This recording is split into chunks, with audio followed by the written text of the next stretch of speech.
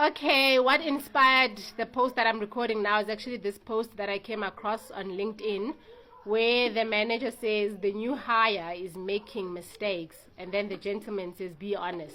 Let me shift and then you can see him there. The gentleman says, be honest. And then she says it's taking them forever to catch up, and then the gentleman says, be honest. And then she says, I did not document the processes for them to follow. Then he says, thank you. So it actually reminded me of my own story. So there's this place where I worked. I know that I often tell this story whenever I talk about proper onboarding. So when I started there, like I had maybe an hour-long meeting, telling me like who reports to who reports to who's got X amount of blue-collar workers reporting to them, who's got X amount of white-collar workers reporting to them, who's got X amount of salespeople reporting to them. So I'm relaxed, I'm chilled, I'm making a note here and there where I think maybe this one cannot be documented, but all of this other stuff that they're telling me, like who's reporting to whom, I'm thinking that surely there's an organogram in place. How? Lo and behold, there's no organogram. So that would be a classic example of a process not being documented for a new hire to follow. So then when Kawakazi applies for leave, I'm like, okay, the leave form is not signed.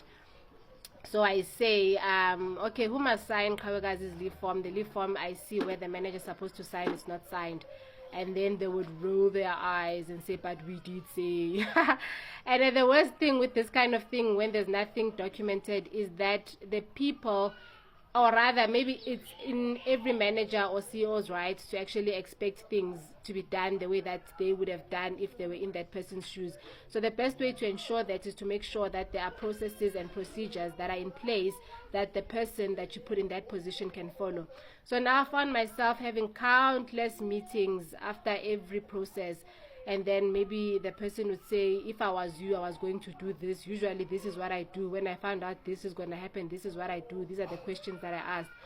Like, this is the very reason why you need to have documented processes in place. So in order to avoid having such and expecting people to read minds and do things the way that you would have done them, and then being frustrated when they don't do them the way that you would have done them, the best way is to document your processes and your procedures in everything that you do. So I hope this video is audible, because the other one that I did was not audible. Another thing is to invest in a microphone.